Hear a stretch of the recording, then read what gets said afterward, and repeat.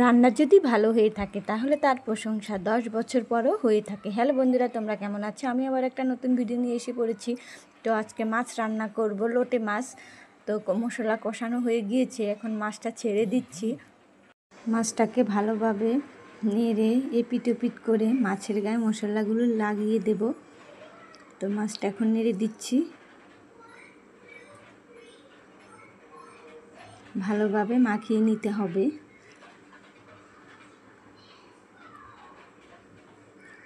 তো মাখানো হয়ে গিয়েছে। কালারটা কেমন এসেছে বন্ধুরা অবশ্যই জানাবে। তো আমার মাছটা হয়ে এসেছে একেবারে। তো এখন মাছটা নামিয়ে নিয়েছি। কেমন হয়েছে তোমরা অবশ্যই আমাকে জানাবে। তো সবাই ভালো থেকো, আবার অন্য ভিডিও নিয়ে তোমাদের আমার ভিডিওটা যদি ভালো লাগে তাহলে আমার চ্যানেলটাকে সাবস্ক্রাইব করে আমার পাশে থাকবেন।